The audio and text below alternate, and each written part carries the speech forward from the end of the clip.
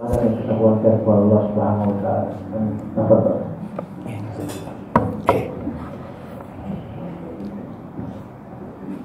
Alhamdulillah nahmaduhu wa nasta'inuhu wa nastaghfiruh wa na'udzu billahi min shururi anfusina wa sayyiati a'malina may yahdihillahu fala mudilla lahu wa may yudlilhu fala hadiyalah.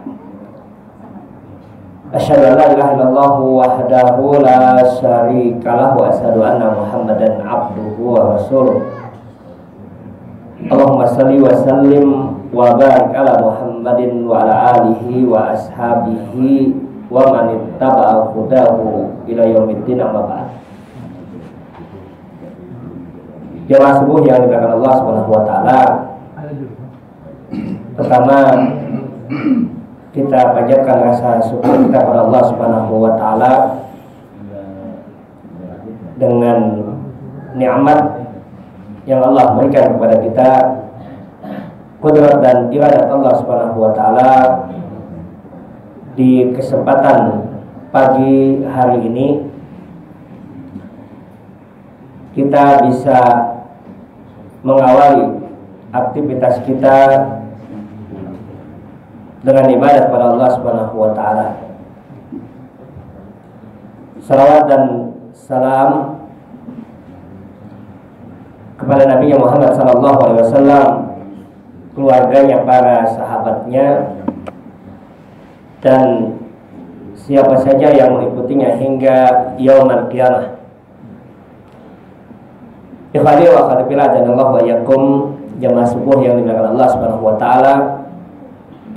Pada pagi hari ini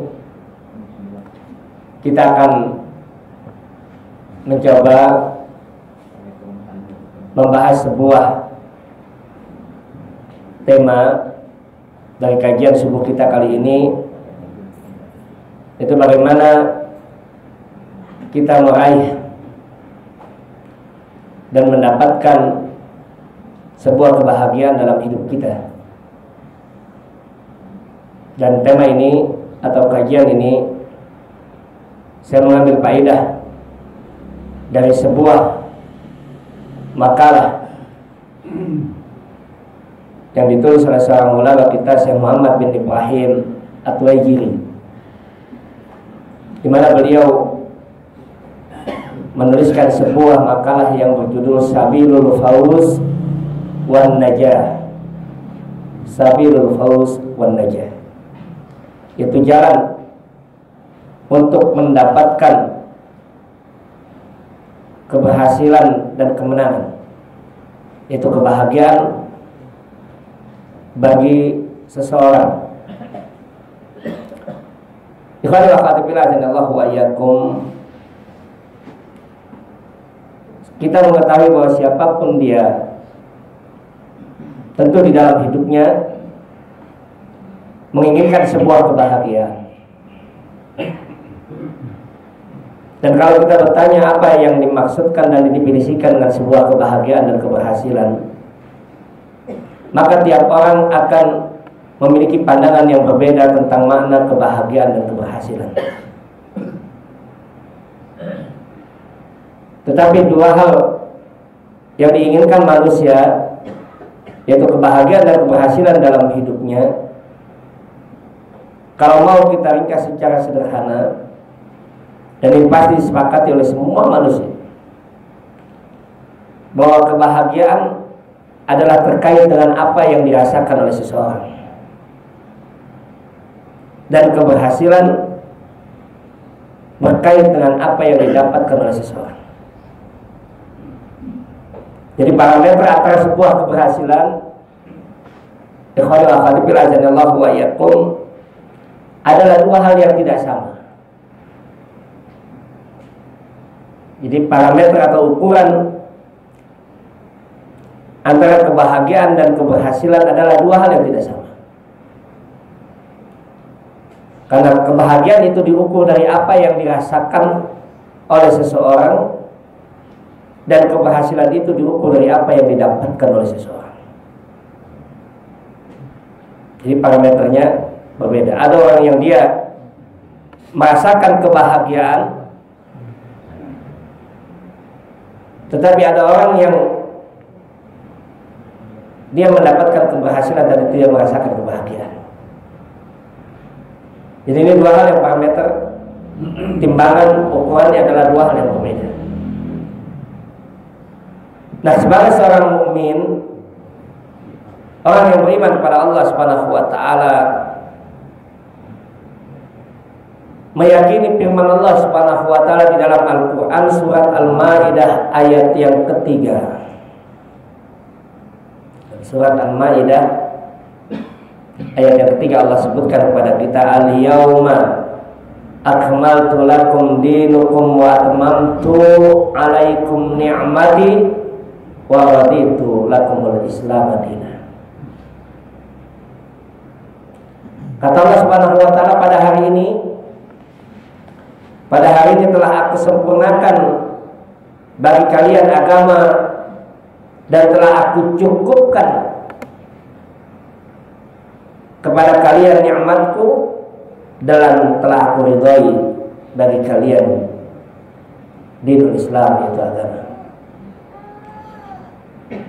Maka ayat ini disampaikan oleh para ulama aturan hidup yang Allah berikan berupa dinul Islam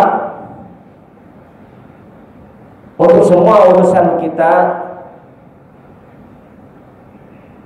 adalah bagian untuk kita mendapatkan ukuran kenikmatan dan kebahagiaan dalam hidup. Al-yauma akmaltu lakum dinakum wa atmamtu alaikum ni'mati wa raditu lakum al-Islam madinah. Bahwa ajaran Islam yang Allah berikan kepada kita adalah bagian-bagian dari tata cara Allah Subhanahu wa taala untuk bisa memberikan kebahagiaan kepada manusia. Lihat lagi di dalam ayat yang lain, Allah Subhanahu wa taala menyebutkan kepada kita dalam surat Al-Anfal ayat 24. Surat Al-Anfal ayat 24 Allah sebutkan kepada kita, ya ayyuhalladzina amanu stajibu lillahi wa lirasuli idza da'akum lima yuhyikum. Allah sampaikan kepada kita, wahai orang yang beriman, istajibu, penuhilah panggilan Allah dan Rasulnya apabila Allah dan Rasulnya memanggil kalian kepada sesuatu yang menghidupkan. Pada sesuatu yang menghidupkan. Apa yang menghidupkan itu? Itu ajaran Islam. Apa yang dimaksudkan menghidupkan? Dan kita tahu ada dua ciri pada manusia, pada satu makhluk, dia itu hidup, adalah tumbuh dan berkembang, kemudian melakukan aktivitas-aktivitas kebaikan. Itulah kehidupan.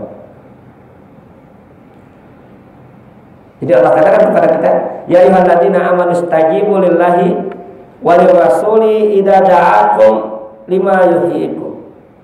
Penuhi panggilan Allah Subhanahu wa taala. Ketika Allah taala dan Rasulnya memanggil kalian kepada sesuatu yang menghidupkan, maka panggilan Allah dan Rasulnya dalam bentuk amalan-amalan yang dilakukan oleh seorang hamba adalah cara Allah Subhanahu wa taala membuat seseorang merasakan kebahagiaan dalam hidup, memberikan kehidupan, menjadikan hidup itu lebih hidup. Itu yang disampaikan oleh para ulama tafsir. Jadi menjadikan hidup yang Allah berikan itu untuk baik kehidupan. Bahkan sampai nanti seorang ulama tafsir kontemporer menyebutkan kepada kita, pada hakikatnya seorang mukmin, orang yang beriman kepada Allah Subhanahu wa taala, dia tidak mengalami kematian, tetapi dia hidup sepanjang zaman. Ini nanti didapati ketika mentafsirkan surat Al-Baqarah ayat 28, bahwa seorang mukmin ketika dia merasakan kebahagiaan, kenikmatan dalam hidup, dia tidak pernah mati dalam kehidupan, tetapi dia hanya merasakan fase-fase perpisahan, dan itulah bukan kematian. Kaifa takfuruna billahi wa kuntum amwatan fa ahyakum summa yumitukum summa yuhyikum summa ilaihi turja'un. Itulah kehidupan seorang mukmin. Yang Allah sampaikan dalam ayat yang lain, jangan kalian mengira, jangan kalian menyangka bahwa orang yang terbunuh di jalan Allah itu adalah orang yang mati. bal ahya'un 'inda rabbihim. Tapi mereka hidup di sisi Tuhan. Dan itu kehidupan orang mukmin karena dia meraih dan merasakan kebahagiaan dalam hidupnya dengan kenikmatan-kenikmatan yang Allah berikan. Maka dengan inilah ikhwan wa akhwat fillah radhiyallahu wa iyyakum jamaah subuh yang diberkahi Allah Subhanahu wa taala, meraih sebuah kebahagiaan, keberhasilan dalam hidup adalah ukurannya sejauh mana kita mengacu, mengambil ajaran Islam di dalam kehidupan kita. Jadi parameternya, ukurannya kebahagiaan, keberhasilan yang didapatkan oleh seseorang adalah sejauh mana dia menggenggam, mengambil ajaran-ajaran Islam di dalam hidupnya dan mengamalkannya. Maka saya akan mengawali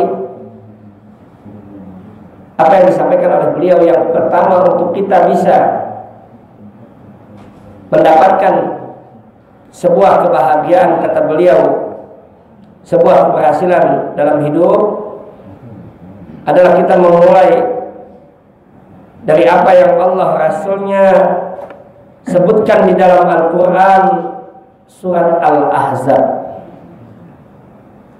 Surat Al-Ahzab, surat ke-33.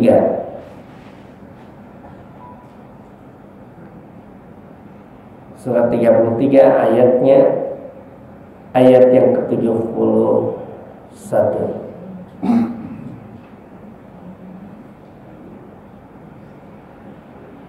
Wa may yuti'illaha wa rasulahu faqad faza fawzan 'azim.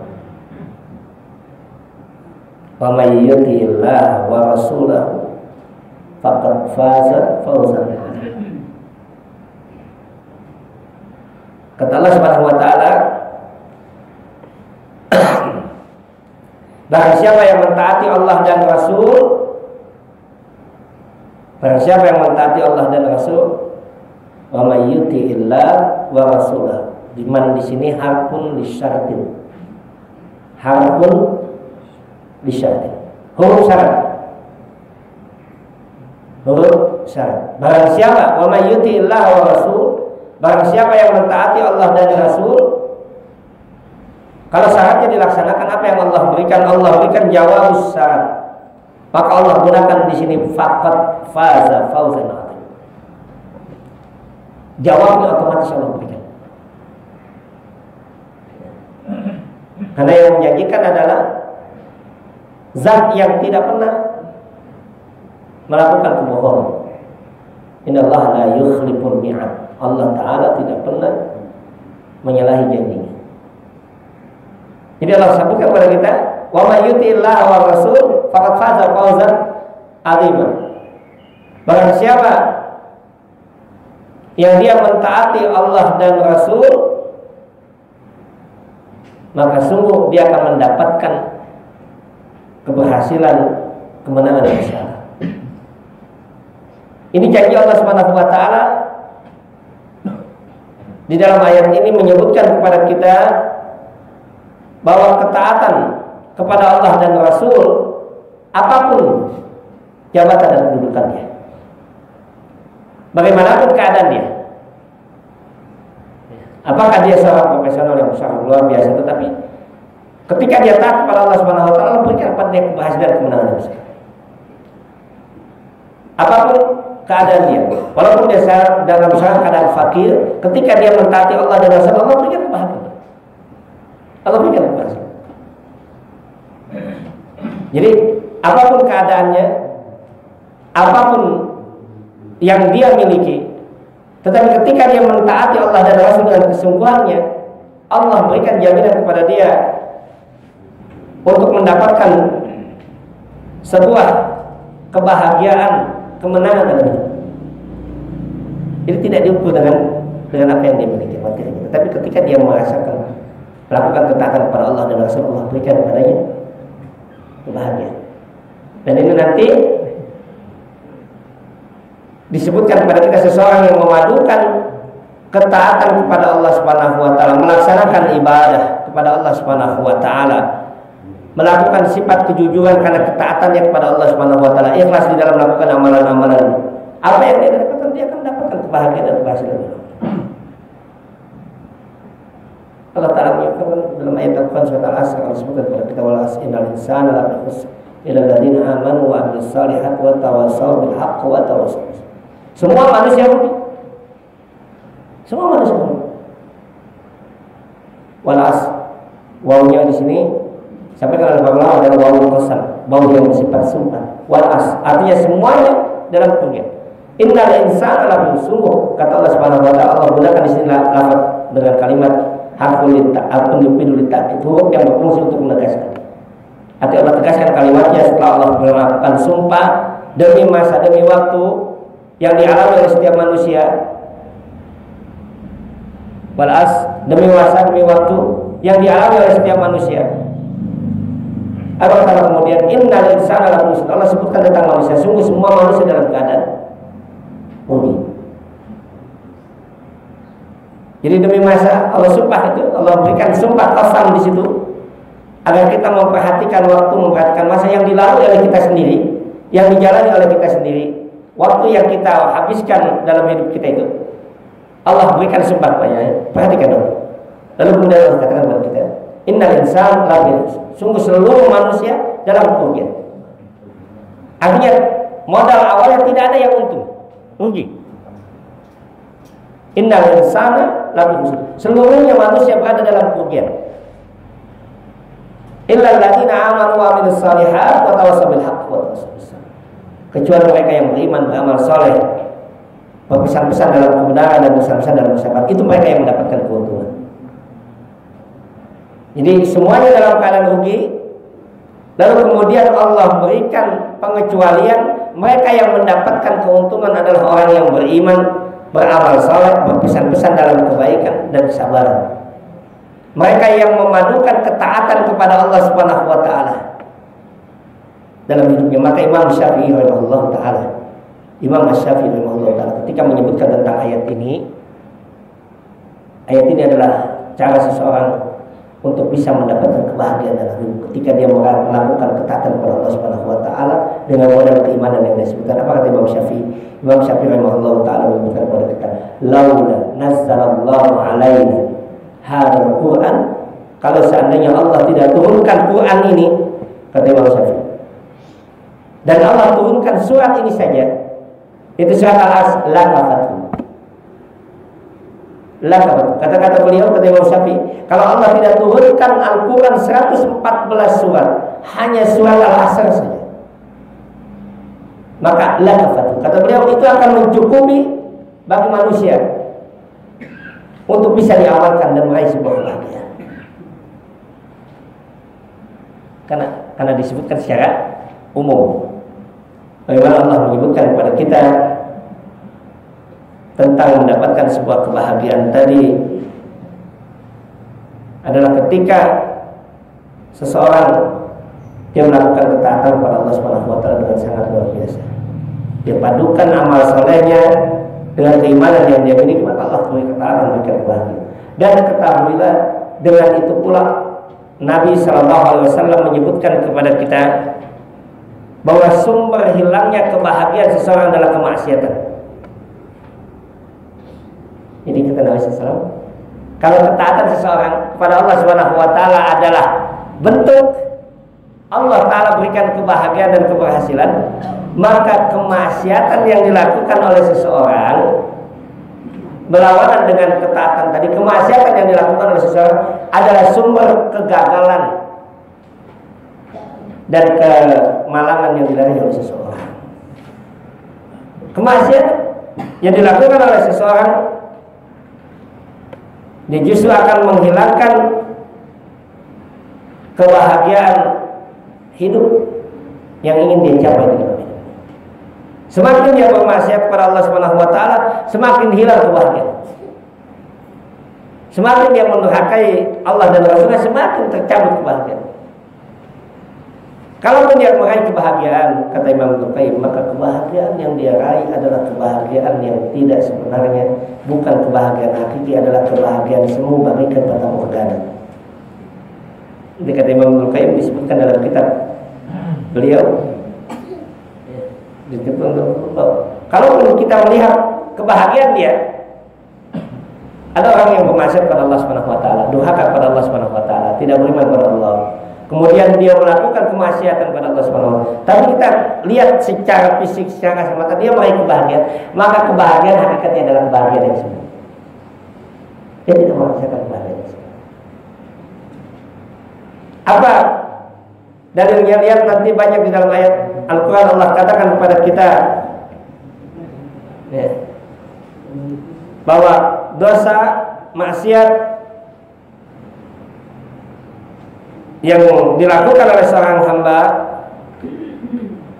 itu akan menjadi sebab kesengsaraan seseorang dalam hidupnya. Lihat dalam Al-Quran surat An-Nisa, surat yang keempat, ayat yang ke-110 Allah sampaikan kepada kita, wa may ya'mal su'an aw yadlim nafsahu summa yastaghfirullah yajidillaha ghafurur rahima. Barang siapa yang dia melakukan amal-amal jelek, amal-amal jelek, barang siapa yang melakukan amal-amal jelek, aw yadlim nafsahu, atau dia menzalimi dirinya, summa yastaghfirullah, lalu kemudian dia beristighfar kepada Allah Subhanahu wa taala, memohon ampun kepada Allah Subhanahu wa taala. Apa kata Allah kemudian? Yajidillaha ghafurur rahim. Allah taala akan didapati olehnya adalah zat yang maha memberikan pengampun dari maha penyayang. Dalam surat An-Nisa ayat yang ke-10. Dalam surat An-Nisa ayat yang ke-10. Nah, ini ayat ini disampaikan oleh para ulama tafsir. Ayat ini disampaikan oleh para ulama tafsir bahwa orang yang dia melakukan amalan-amalan su, amalan su itu apa? Amal lawan daripada amal saleh. Lawan daripada amal saleh. Dan kemudian dia bertobat kepada Allah Subhanahu wa taala. Dia bertobat kepada Allah Subhanahu wa taala. Maka Allah taala memberikan pengampunan terhadap dosanya dan kesalahan. Lalu kemudian kata para ulama tafsir yang disampaikan bahwa ketika seseorang melakukan amalan-amalan su tadi di dalam hidupnya yang itu justru merusak kebahagiaan yang Allah berikan pada dirinya dan mencabut keberhasilannya, maka kalau dia tidak bertobat kepada Allah Subhanahu wa taala, tidak mengaku kepada Allah Subhanahu wa taala, Allah cabut kebahagiaan tadi. Tetapi ketika dia kembali kepada Allah Subhanahu wa taala, beristighfar, memohon ampun kepada Allah Subhanahu wa taala, Allah kembalikan tadi kebahagiaan itu. Maka Allah katakan ya jidillah, dia akan mendapati Allah Subhanahu wa taala Ghafurur Rahim, zat yang maha pengampun dan maha penyayang.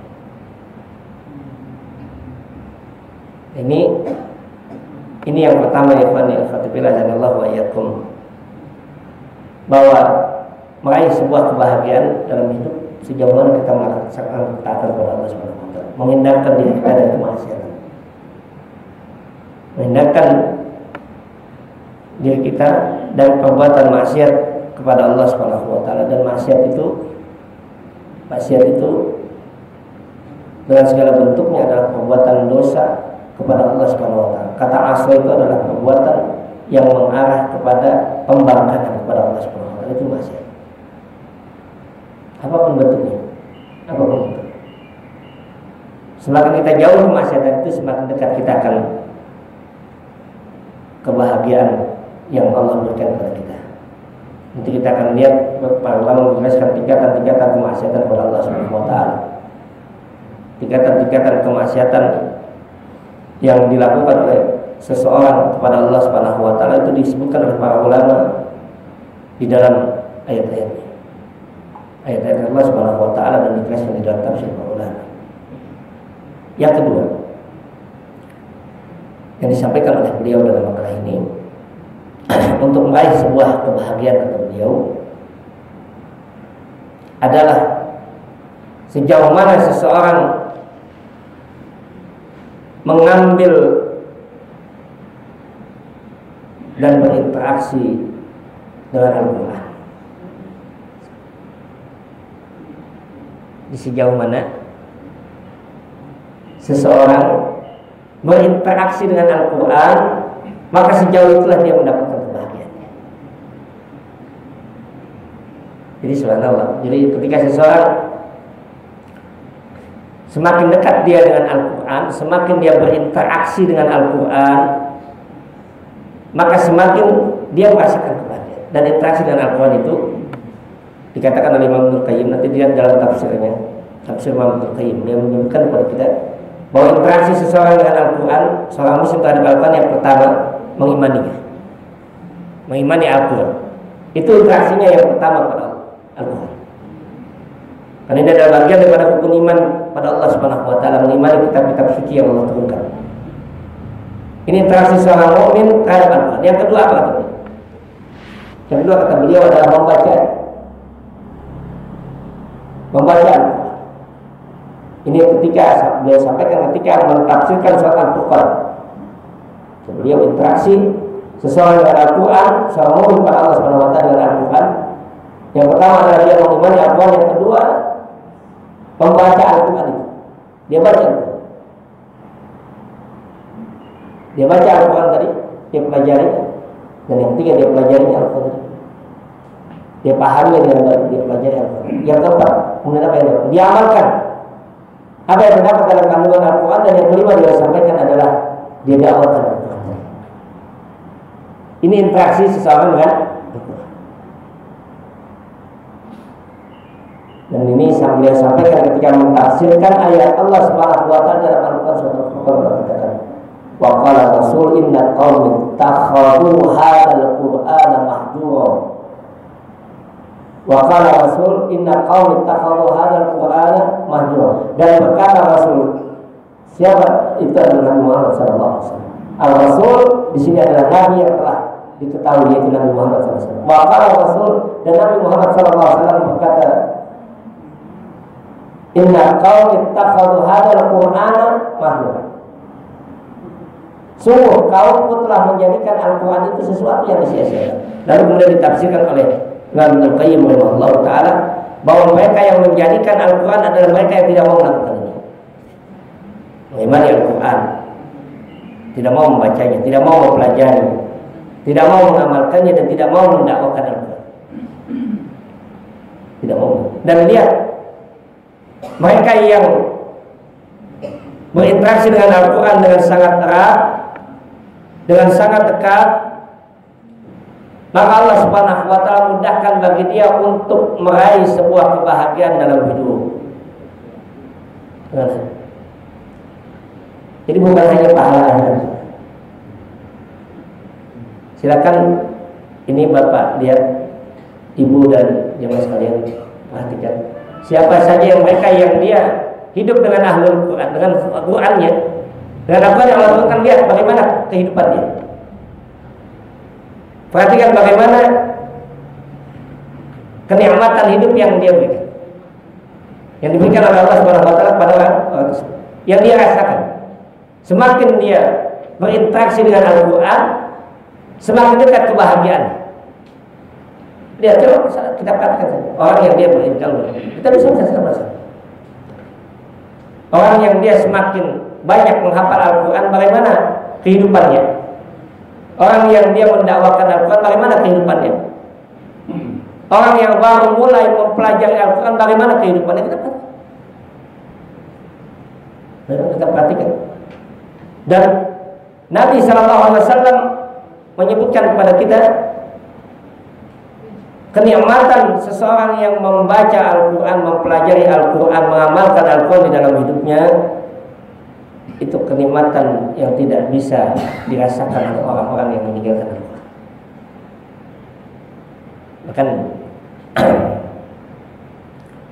Bahkan salah seorang sahabat Nabi SAW, Utsman bin Affan, mengatakan, "Lau sabahna walau sahanna qulubana, kalau seandainya hati kita ini dalam keadaan sehat, masabahna bil Quran,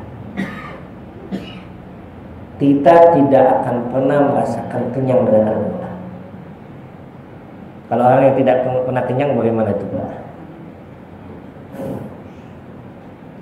Haus terus, lapar terus, merasakan keinginan terus, kenikmatan terus ketika dia ketemu dan mendapatkan. Itu kata seorang sahabat Rasulullah SAW. Kalau hati kita ini sehat, kalau hati ini kita sehat, hati yang kita miliki, hati yang Allah berikan kepada kita, kalau hati ini sehat, kita tidak akan pernah kenyang dengan Al-Quran. Kita tidak akan pernah kenyang dengan Al-Quran kalau hati kita ini sehat. Jadi ini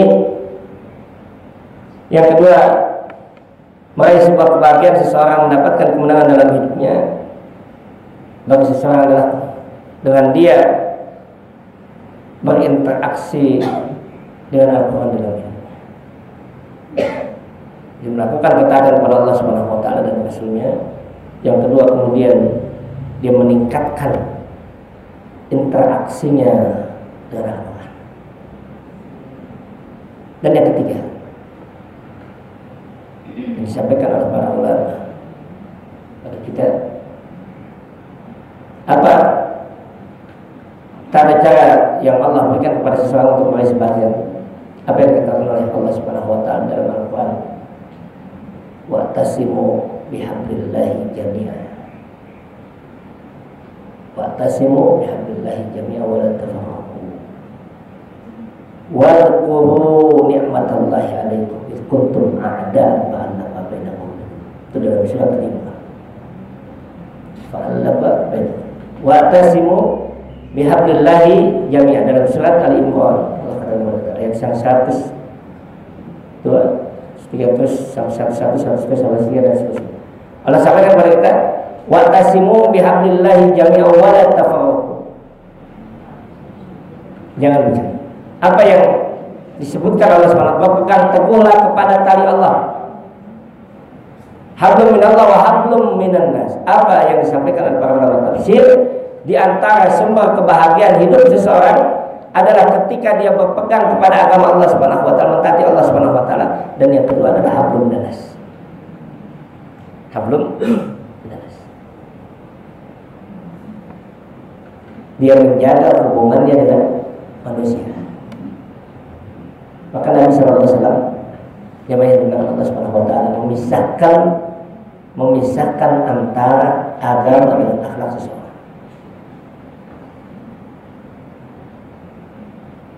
Nanti lihat dalam hadis Nabi SAW. Ketika beliau mengingatkan tentang seorang wanita yang akan dipinang, apa kata Nabi SAW? Nabi SAW mengatakan, kalau seorang datang kepada kamu seorang laki-laki yang baik agamanya dan akhlaknya, yang baik agamanya dan akhlaknya, janganlah kamu tolak, karena sesungguhnya akan muncul fitnah kepada kalian. Di sini disampaikan oleh para ulama hadis, Nabi SAW mengatakan ad-din wal akhlak. Din dan akhlaknya apa maknanya? Ada orang yang dia memiliki din tetapi tabiatnya tidak baik. Dinnya baik. Dan sungguh kebahagiaan seseorang ketika dia mampu memperbagus akhlak yang dia miliki. Di sini Nabi SAW mengingatkan kepada kita sebuah ucapan beliau, bu'istu liutammima makarimal akhlak. Bu'istu liutammima makarimal akhlak. Aku diutus untuk menyempurnakan akhlak manusia. Aku diutus oleh Allah Subhanahu wa taala untuk menyempurnakan akhlak manusia. Nabi ingatkan hal itu kenapa? Karena itulah menjadi tujuan dari beliau sallallahu alaihi wasallam diutus oleh Allah Subhanahu wa taala. Dan akhlak manusia adalah bagian daripada cara yang Allah berikan untuk dia meraih sebuah kebahagiaan. Perhatikan Bapak dan jemaah yang dimuliakan Allah Subhanahu wa taala. Ada orang yang tidak memiliki agama, tidak beragama. Katakan dia tidak sholat, dia tidak puasa, dia tidak melaksanakan agama. Tapi lihat bagaimana akhlaknya bagus, hubungannya manusia dengan bagus, dia baik dengan manusia. Maka kita akan melihat dia merasakan kebahagiaan. Sekalipun kebahagiaan yang dia raih belum sempurna. Kalau kita banyak dapat orang seperti itu. Ada orang yang jujurnya luar biasa, tetapi bukan dilandasi oleh agama, tapi oleh tabiat, karakter yang terbentuk sebelum dia mengenal agama. Ada orang yang seperti itu, dia jujur luar biasa, merasakan kemenangan, kebahagiaan di dunia ketika dia merasakan dengan melakukan kejujuran, kebaikan itu. Dan itu dikatakan oleh para ulama, dia mendapatkan kebahagiaan, tetapi tidak sempurna kebahagiaan itu. Dia merasakan dengan sikap, tabiat, akhlak yang dia miliki tadi, dan dia tinggal menyempurnakan dengan agama yang dia ketaatan kepada Allah dan Rasul. Jadi ini 3 hal yang secara sederhana ya pada waktu pelajaran bahwa ia pun menjadi tausiah bagi kita, menjadi sebuah evaluasi bagi kita. Mari sama-sama kita berupaya untuk mengambil ketaatan kepada Allah dan Rasul. Mari kita berupaya kepada Allah Subhanahu wa taala untuk senantiasa berinteraksi dengan Al-Qur'an. Mari kita terus-menerus melakukan perbaikan dari perilaku dan akhlak kita yang tidak baik, sampai Allah Subhanahu wa taala memberikan kesempurnaan kebahagiaan kita di dunia dan akhirat. Ini pada evaluasi kita, tausiah kita di kesempatan subuh ini. Ya, tidak banyak yang saya sampaikan pada kesempatan ini. Mudah-mudahan tausiah yang singkat ini bisa kita ambil faedahnya, ya, dan sesungguhnya kebaikan itu datangnya dari Allah Subhanahu wa taala. Hidayah yang Allah berikan adalah sesuatu yang mahal di sisi manusia. Dan Allah taala memberikan pada siapa yang Allah kehendaki. Hidayah Allah berikan pada siapa yang Allah kehendaki, dan mudah-mudahan kita termasuk di antara salah satu hambanya yang mendapatkan hidayah taufik itu. Amin ya rabbal alamin. Aku qouli hadza wa astaghfirullah li wa lakum. Assalamualaikum warahmatullahi wabarakatuh.